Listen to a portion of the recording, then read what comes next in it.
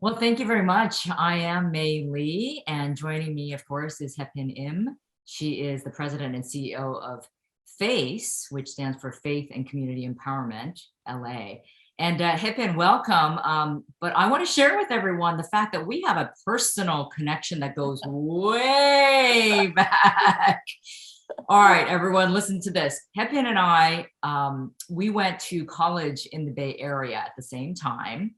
You were at Cal at UC Berkeley. I was at Mills College, and we went to the same church. My aunt and uncle had a church called Birkeland Baptist Church, and she and I were the same age, and so we kind of like were in the same group, and we did this whole musical production one year, and so it's amazing that that was back. I mean, like we were 18 years old back then. That's right. Let's not talk about how old we are now, but it was a long time ago.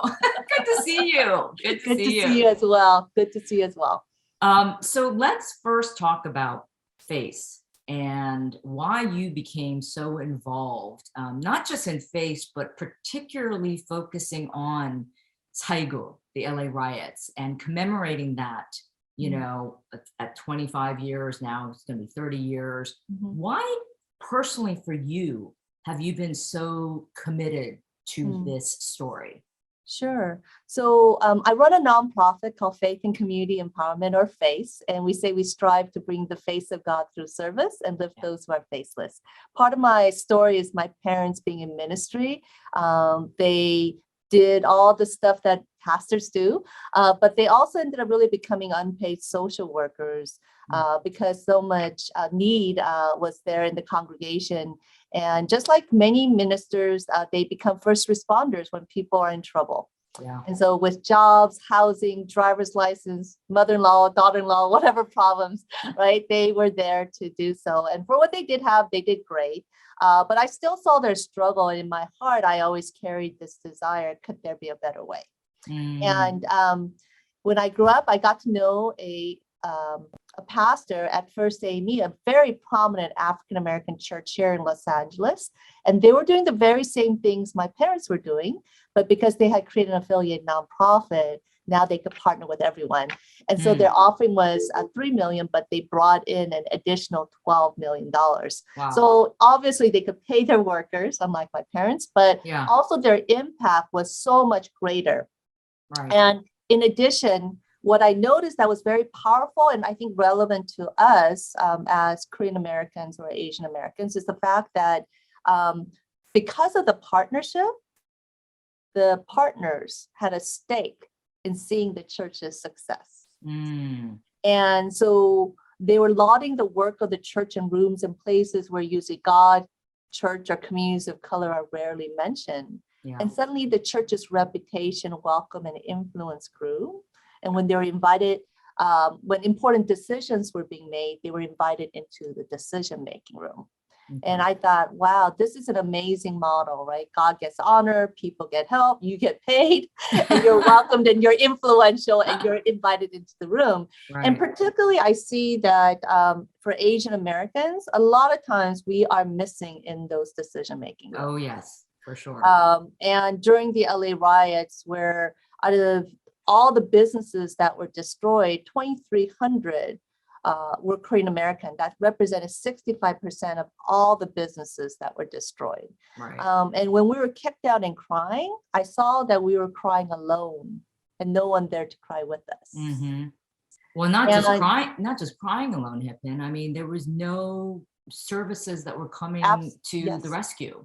That's right. That's right. K-Town was left to burn. That's right. And we were vilified and re-victimized and in so many ways. And so, you know, I really thought, wow, you know, this idea of partnership is so critical, and walking with others and having others really having a stake in your success was also critical. Why I think that this is so critical to me is that, you know, I was a USC MBA student, and during that time period, when all hell broke loose, right, for the Korean community, you know, there wasn't a ready representation of voice for the Korean community. And I saw our community being vilified over and over again. And I knew that there was more to this story, and the fact that all their livelihood overnight were all destroyed and devastated, and no one coming along to, help us, protect us, defend us. But when they tried to rebuild again, the liquor license was taken away. That was a source of income. And then they imposed new restrictions like they had and requirements like they had to add security guard, they had to put lighting, which I felt was really unjust. And so there was a lot of injustices of the lack of political voice and power. But and there's also, I mean, I think the really important point to make also is that there was such a lack of cultural understanding, of just basic Korean understanding, right? Not just language. I'm not talking about language. And of course, language was barrier, but just the lack of how Koreans and the traditions and cultural behavior and interactions are. So therefore, when there's none of that, then of course, everything's going to be misconstrued and misinterpreted. Right. Absolutely. And, even in my current conversations with Black leaders, they say they really don't know us. They really don't know us. Even now. And so really, I think there's a part that we need to also, even for the sake of our own life, survival, it's really critical that we reach out to others, right? But I think even more so is that they are completely unaware, because of the model minority myth, that we are suffering too. Yes. And so part of this Haigu campaign is to really help open eyes to the reality and the predicament of our community in such a way that it opens eyes and opens hearts. Another lesson that I took away was that, about 3 days after the event, there was about 100,000 Korean Americans who came out onto the streets for a peace march. Right. And I thought that was such a beautiful, powerful moment for our community when we're hurting, and instead of, revenge, we would say, declare we want peace. But, even though I think media covered it, most people don't even remember anything. And so I realized that, Asians living in America, what we do really is irrelevant to the rest of the world. Well, it's easily dismissed and forgotten. And I think even to this day, when we talk about the anti-Asian hate that's been going on because of COVID and the xenophobia, this time the community seems to be more aware of the fact that this cannot just be some blip again. Yes. And then everybody goes back to business as usual. Yes, that's right. Because that's what happened after the LA riots. That's right. That's right. It was a great news story. And listen, I'm in the media. It was a huge news story. It was, violent, and the video was dramatic and all of that. But then eventually when the fires were put out and, peace was relatively, peaceful again. Everybody went back to business as usual. Exactly. But why I continue on this path and why I'm so passionate is that, honestly, 2 things. I'm in too many rooms where our community's experience keeps being erased and we are vilified, even to this day. But the second piece is something that I say some of my strongest mentors, and even the model for our organization, came through mentorship of Black community leaders who I respect and appreciate. And particularly, my former boss, Reverend Mark Whitlock, I even had him, toast at my wedding. But the one place where I felt unsafe in, bringing this up was around the relationship between Korean/Asian store owner and Black customer. And normally, if even just a normal person, talks about a devastation or a huge loss, the normal response would be empathy. But instead of empathy, not just Reverend Mark Whitlock, but other leaders from the Black community, I would see this kind of hardened look of vindication. And it really confused me and pained me. And why do you think that is? Were you able to figure out why?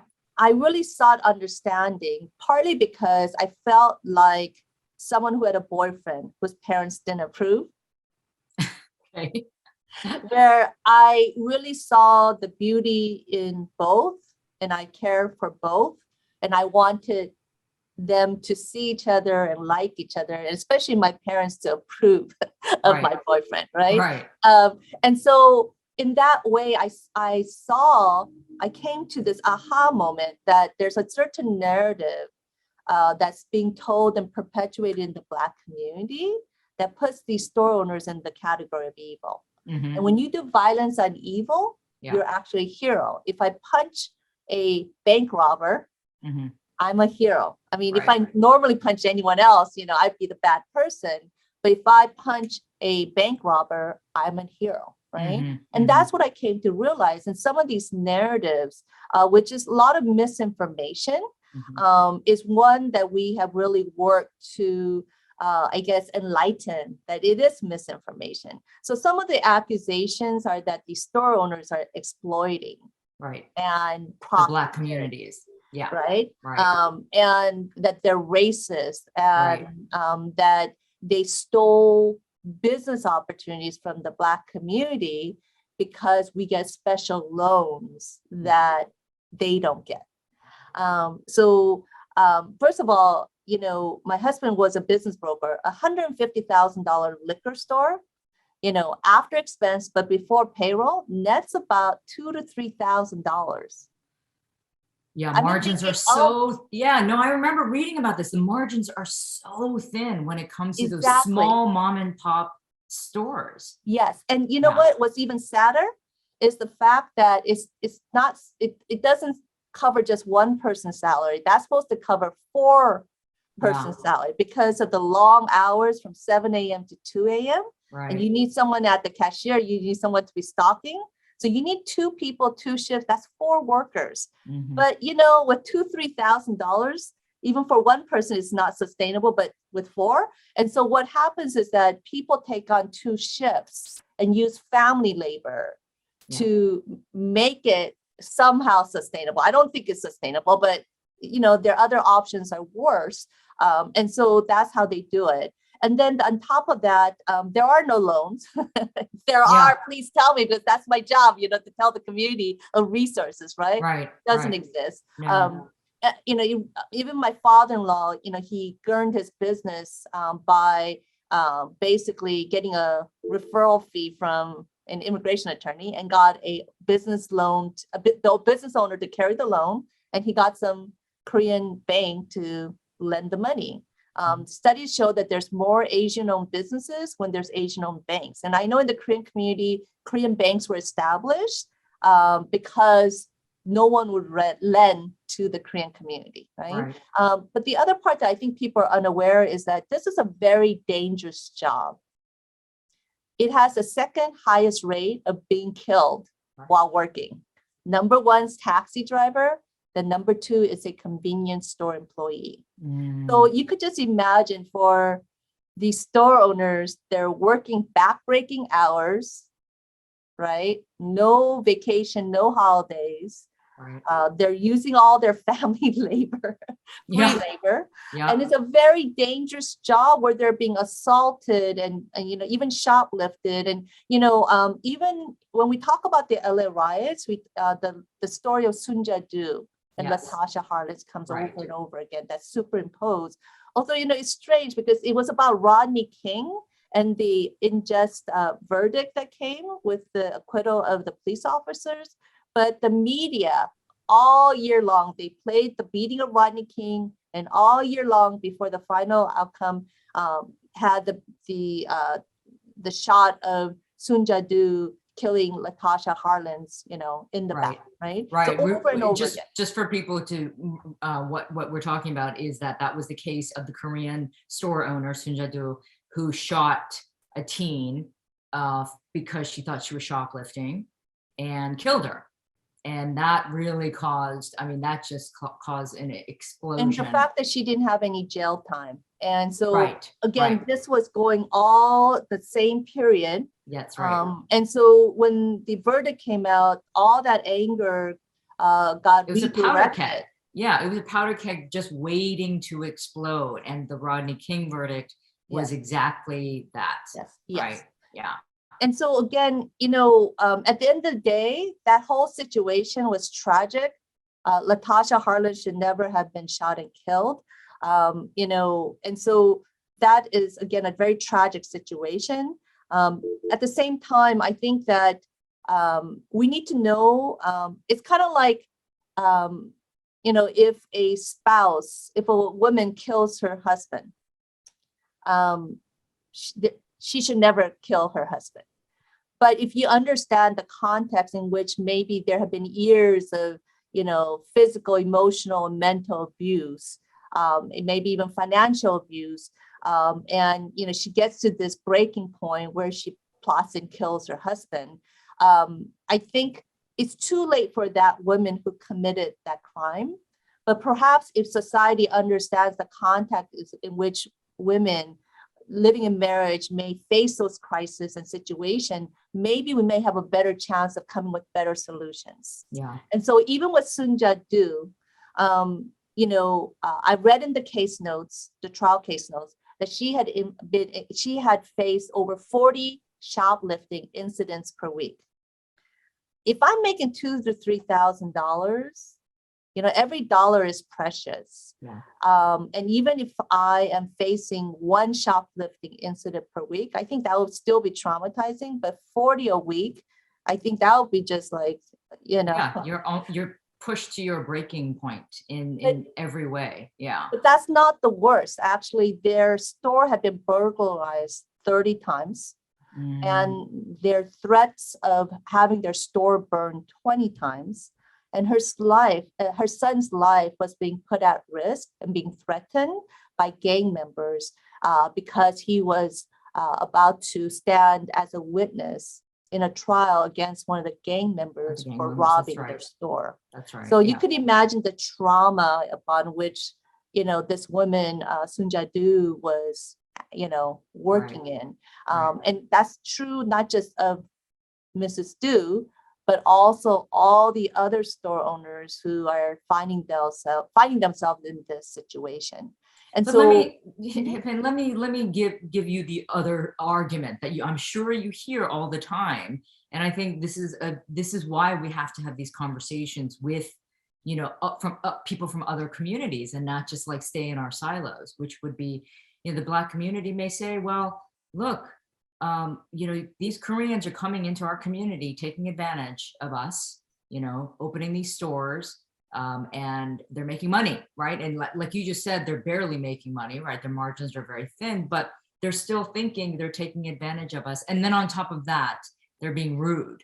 And what did I say before? It's that lack of cultural understanding as well, right? Koreans traditionally, our generation is different, but the older generation, they don't like to even touch people's hands to give money back, right? To give change back. So when they drop it on the counter, some people might interpret that as rude, but that's just very Korean, right? So little things like that they built up, yes, right, to create this evil image, like you're saying. Yeah, I think though at the end of the day, we're all human. Yeah. And we respond in a human way to human conditions. Right. And so, as mentioned, I've been to restaurants owned by Koreans and they could be rude, right? Oh, totally. And I would not be very happy with them. I'd be really pissed, right? Yeah. But whether they're Korean or non-Korean, when I get bad customer service, I'm very unhappy. Right. And so that is kind of the lived experience that I hear from many Black friends, that, they've been to many of these Asian-owned stores and that's what happens to them. And so I really empathize, and that needs to be addressed and corrected, right?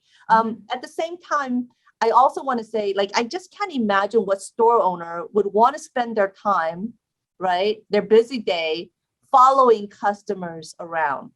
I believe that that's from an act of desperation when, they're being assaulted and being taken advantage of in many ways. And when they call the police, nothing happens. And they have no cushion, that $2,000, $3,000. And so this store owner also needs help, right, to do better.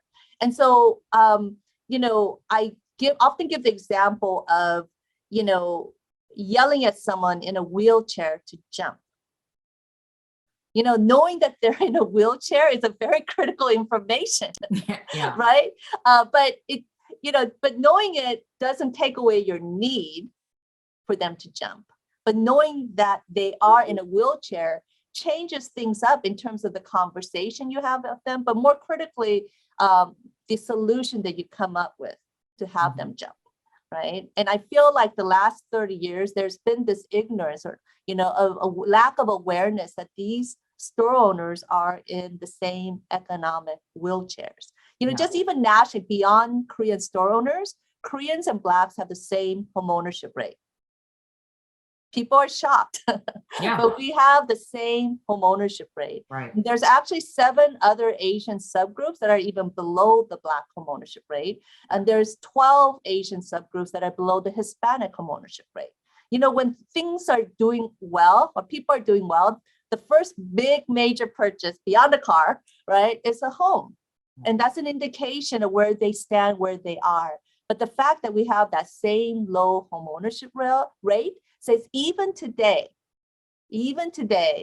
things are not easy. Yes, there's few of us that might be doing very well, but the vast majority, we're still hurting. Every data report, statistic, survey where they come out with the data about different demographics, it always shows that Asian Americans have the biggest economic disparity of any ethnic group. That's right. And they're shocked. And people are shocked by that. Why? Why? Because the stereotype is, wait, aren't you all rich? Yes. Aren't you all well off? Yes. Aren't you all highly educated? And that's not true either. Well, actually, you know what? Yes. So particularly the Pacific Islander group has one of the highest high school dropout rates. That's right. Even let's just set that aside. It is true, if you look at our data point, that Asians do shoot through the roof in terms of educational attainment, whether it's a bachelor's, master's, PhD, doctor, professional degrees. So you would think that that would translate into success in the workplace, right? But no, actually studies show that Asians have the lowest likelihood. So in the private sector, Asians are at 55% of being promoted to management, African Americans 65%, Latino 74%, and then Caucasian 111%. Now, but now in government and universities, because of more regulations, you would think things should be better, right? And for the Latino and the Black community, actually their promotion rate goes up significantly. But ironically, for Asians, it goes even lower to 40 and 30%. And so if you were to define discrimination based on return on investment, especially in education, I would say Asians have the highest rate of being discriminated, right? Right. And if you look at also in the criminal justice system, you'll see that delinquent youth should be tried in juvenile courts, not adult courts. But Asian and Latino youth have the highest rate of being tried in adult courts. Really? Now, but once tried, Asians and Blacks have the highest rate of being convicted. Okay. So whether it's the criminal justice system, whether it's housing discrimination, homeownership rates, I could go on even on COVID-19. New York was the epicenter, right? When the pandemic broke. And I think it was either March or April of 2020, the increase, right, in unemployment filing, Asians had the highest rate of increase at 10,000%. The next group goes down, it's lower at only 3,000%. I mean, 3,000% is high, but the fact that Asians had such a significant increase, and I believe that, for many Asians, because they have limited English, they end up working for ethnic companies. And many of them don't have big budgets. They don't provide health insurance. They don't provide a lot of reserves. And so when all these businesses started to close because of COVID-19 and, China virus and, all that stuff, all the workers, so it wasn't just the business owners that were impacted, but all the workers that also there was no safety net for them. Safety net. And again, because of the cultural differences and the language barriers, they couldn't even properly apply for the loans, right? The PPE loans and the unemployment.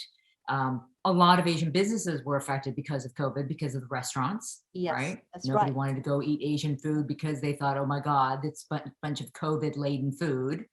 And then of course, just because, we don't want to ask for help oftentimes, right? Asians want to keep to themselves. And so therefore, there's so many reasons for why Asians were hit so hard. And Yes, even medically, healthcare, surveys showed that Asians suffered the most during COVID because they that's right. couldn't go and get help at clinics, because some of them said they were afraid to go because they were afraid that they would be mistreated and accused of having COVID. And you know what, actually for the longest time, I don't know the current data, Koreans had one of the highest rates of being uninsured. So you Yeah. don't have insurance. And then the Exactly. other piece is that over 20% of all doctors in this Mhm. country are Asian, Yeah. right? And What so about there's- nurses? I mean, Oh yeah, yeah. almost over 9%. So Yeah. again, we are frontline workers, essential business, Right. essential businesses, and all that.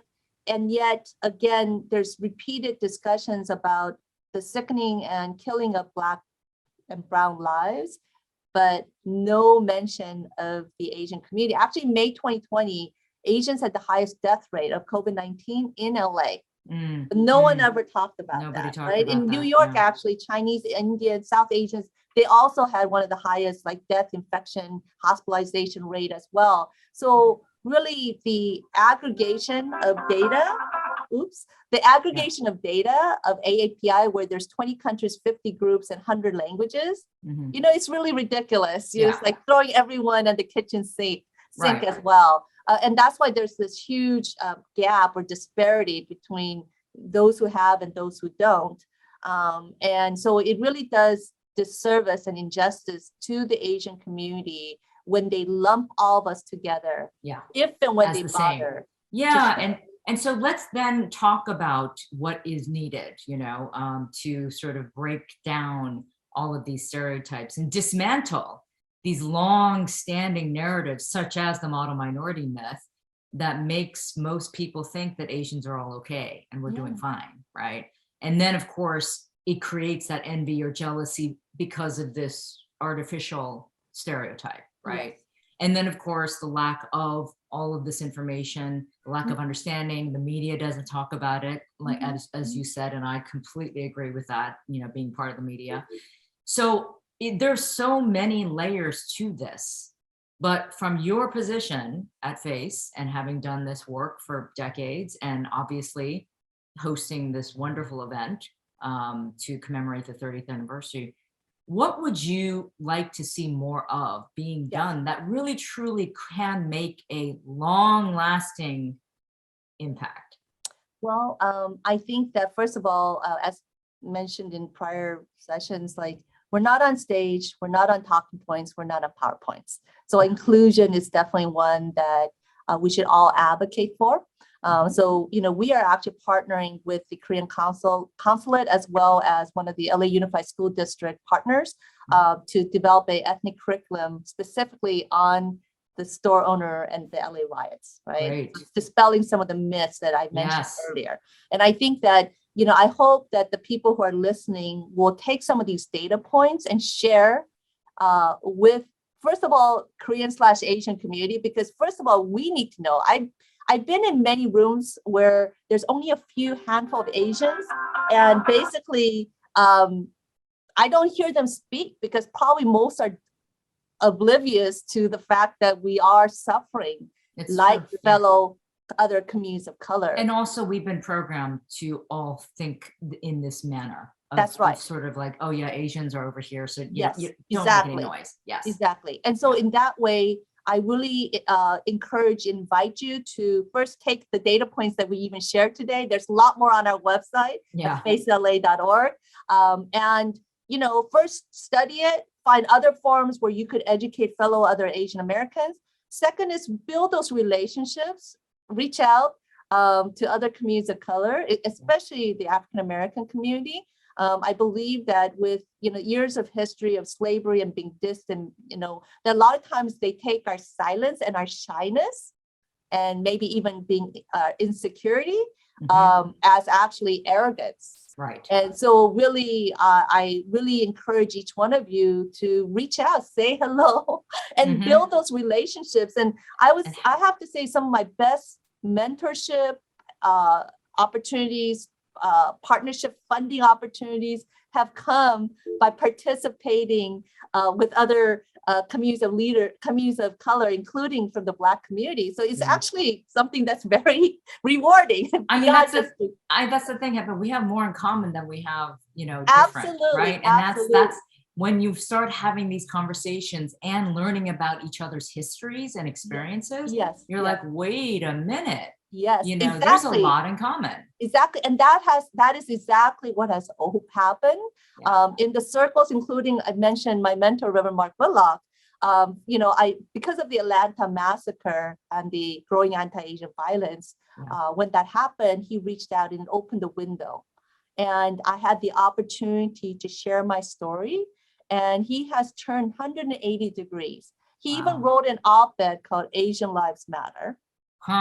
And he put it on a major African-American, news outlet, got it on the front page of the Christian Recorder that goes to every AME pastor in the world, right? To Dr. Barbara Williams Skinner, who leads the Skinner Leadership Institute, but used to be the former executive director for the National Black Caucus, right? The Congressional Black Caucus. Yeah. And for her, she mentioned, she confessed that when she heard my initial presentation, she was having a hissy fit because she felt like here I was taking attention away from the Black community. But then she said, until her better self showed up. And when she started to listen and see that we were facing the same kind of discrimination as the Black community, she realized that justice for the Black community cannot happen without justice happening for the Asian community. That's right. And so she has invited me into many of her national initiatives, whether it's on COVID, whether it's on voter justice. And she has opened her pocket, her gifting, her time, her network, to do a joint PSA on solidarity, a resolution.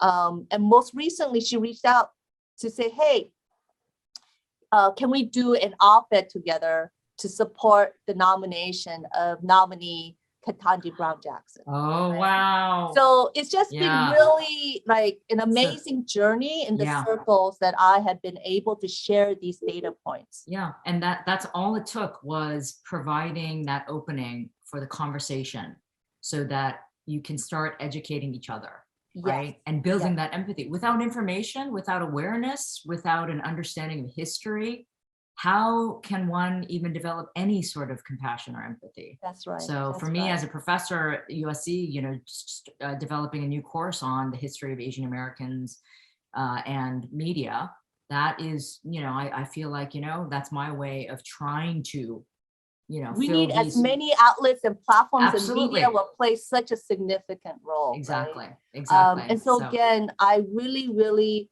encourage each one of you. I would say again, the last 30 years, the misdiagnosis of our community with the model minority myth and also about the store owner has really led to bad solutions. When you have a misdiagnosis, you come up with wrong solutions, right? Exactly.